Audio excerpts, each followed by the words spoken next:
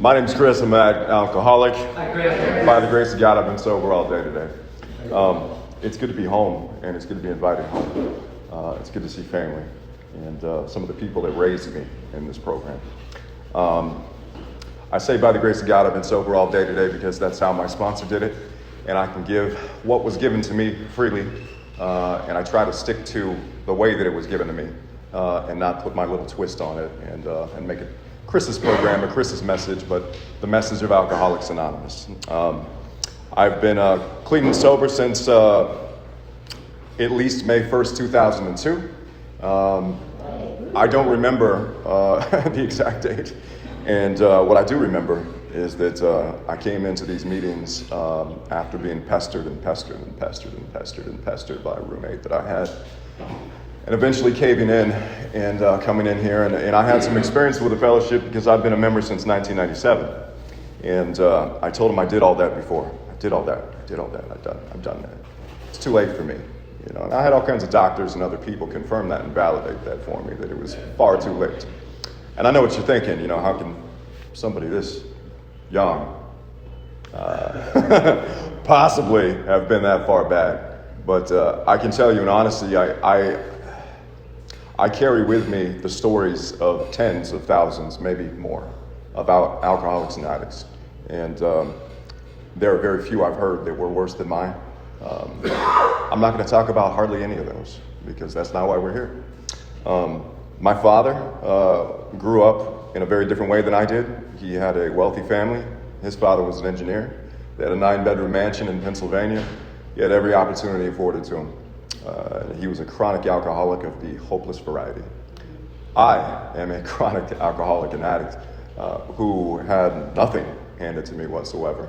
I was locked behind bars. I was one of those kids that should be on the news.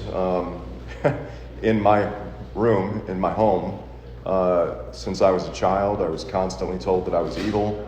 I was beat like a lot of us, but it was extreme.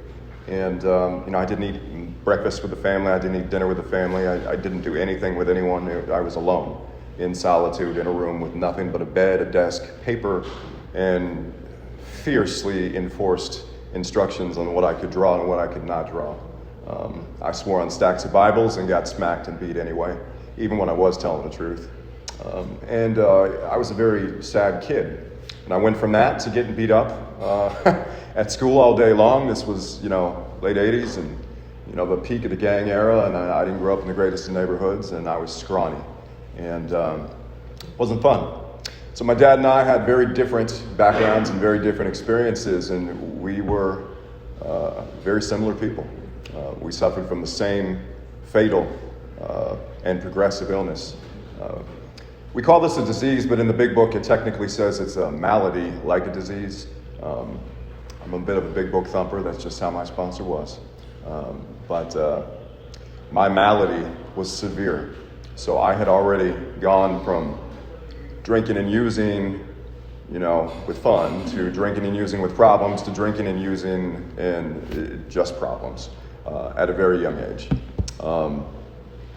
A couple quick war stories I can share to qualify are that before I came into the Hayward Fellowship, there was 2 years I spent homeless and on the streets, and directly before that, I was a dope dealer who quit a job making $50,000 an hour in 1999 to go sell dope because that seemed rational and reasonable to me at the time.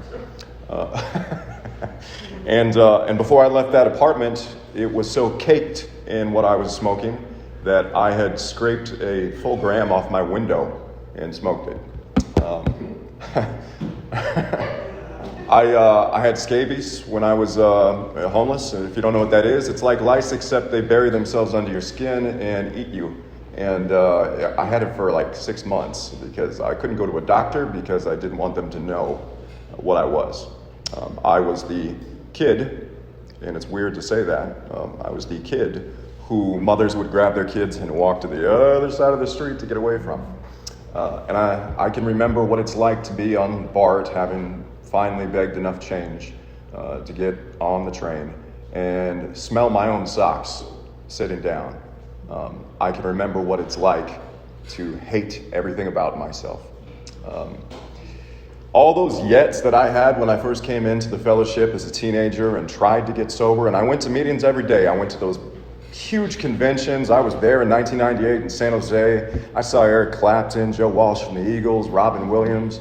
I got the full experience. I had people throwing me in the back of the truck and giving me the full AANA fellowship experience. And I went to a meeting every single day, and I did not work these steps because I thought that the steps were something that you did if you wanted to become a better person. I was already a pretty good person.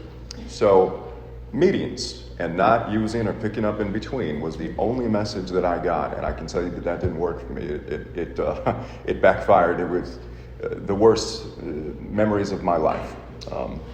I can tell you, I recently heard someone say in a meeting, and it resonates on a level that I can't describe to anyone that hasn't experienced it. It is stronger than a mother's love.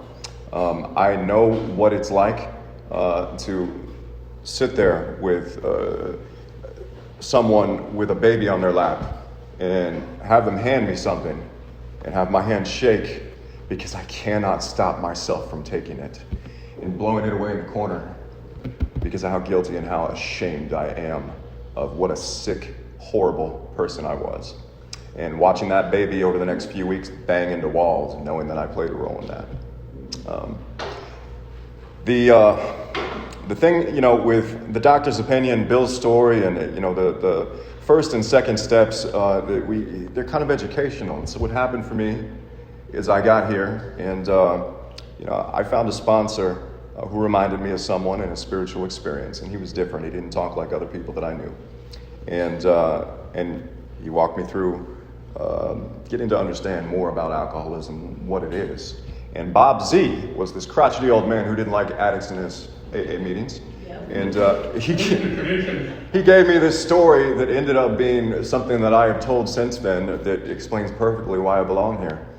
He said, if you take 30 random people, anyone, think of the best people that you possibly can. Get Gandhi in there, get Jesus in there, get Moses in there, get them all. Saint Francis, Mother Teresa, put them all. 30 people, and you put them in a room and you force feed them heroin for 30 days all day long. What's going to happen when they get out? They're going to need more heroin, right? And then he said, now you take 30 people, you put them all in a room, you force feed them all day long, and after 30 days, you let them out. What's going to happen? I got real quiet. And he said, yeah, you see? Because a lot of those people aren't going to be able to stand the smell of it for months, some of them years. And there's going to be that one person knocking on the door, let me back in, can I please do another 30 days? And that's me. There are a lot of people, my grandmother included, there are nursing homes all over this country where people are chemically dependent. And that a real alcoholic and a real addict does not make. My grandmother takes Vicodin every day. She is not like me. She does not have the mental obsessions. She does not have the phenomenon of craving that develops, and I'm sure she would have a very rough time.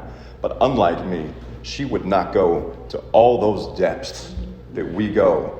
It talks about in a vision for you, we shudder at the thought that anyone would ever learn these secrets.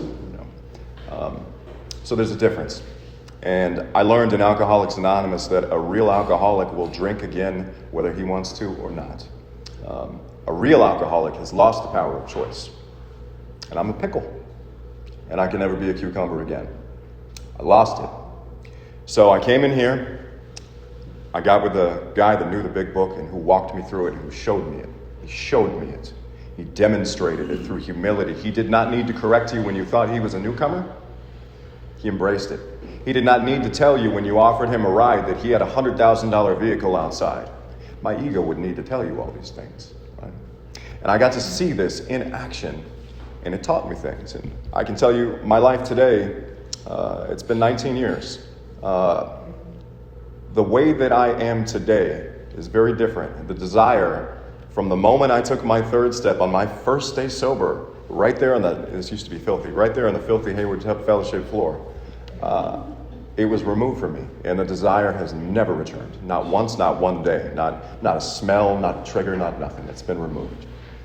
I can tell you that with my wife, I am honest. I've taken vows like most married people, but I tell her, I can't promise you that I'm never going to let you down. I can't promise you that I'm not ever going to cheat on you. I can't promise you I'm not going to lie to you. I can't promise you any of those things, but God willing, I won't, and I don't want to. And so I've been faithful, but that's only by the grace of God. And it's from you people. And the fear that I could go out at any day the minute I let go of that daily reprieve that I have that is entirely contingent on the maintenance of the spiritual condition and the growth of it. And if I take that first step back at any point in my recovery, and I start running the show again, playing the director, playing God, thinking that I know what's best for everyone else and how everyone ought to be, how they ought to talk, how the meeting ought to run, it's taken away immediately. I'll share one last thing here. I'll try to make the story very brief. There was a guy named Hawaiian Nick who spoke at the Bancroft meeting, and he told the story of the king. And I'm going to make it the fastest I've ever made it in my life. So the king and the wise man grew up as basically brothers. And when they got older, the king was the king and the wise man was the wise man, and they trusted each other. And the king's favorite hobby was to go hunting. And one day he was hunting, sharpening his knives and all of his tools, and he had these plans to take the wise man with him and go on this long hunting trip. But he lopped off his thumb. And he thought, what a horrible, terrible, awful thing has happened. He's missing his thumb. He's bleeding everywhere. And so he goes to his friend, the wise man, and he says, look what a horrible, awful day and thing that's just happened to me. This is the worst I get. It's awful. It's bad. And his friend smiled and he said, no, it's a good thing. And he recoiled and said, a good thing? Are you sick? Are you out of your mind? And he threw him down in the dungeon, and he decided the only thing that can clear his mind is to just go out and go hunting. And he went by himself this time. And he was so distracted with his burning resentment, he traveled further than he had ever gone before, and he got attacked by wild cannibals. And they took him and they hog-tied him and they brought him right down into the village. And they had the shaman come out for the ritualistic blessing of the food. And just then the shaman says, wait, stop everything. And he pointed and he said, we can't eat this man. And they said, why? And he said, look at his thumb. He's not a whole man. It's sacrilegious. And they let him go and they ate the horse. And the king had a long walk back. And then he starts going, what a horrible, terrible, awful thing I just did to this friend. He was right. He said it was a good thing, and it was a good thing. I'm a horrible, awful person. Runs down to the dungeon, flies open the doors. He says, I'm so sorry, my friend, for what I did to you. He smiles and he says, it was a good thing. And he says, how could it possibly be a good thing to be down here with the criminals and the rapists and the rats and all this? And he smiles back and he says, well, think about it. If I'd have gone with you, they would have ate me. Last joke. 3 alcoholics walk out of a bar.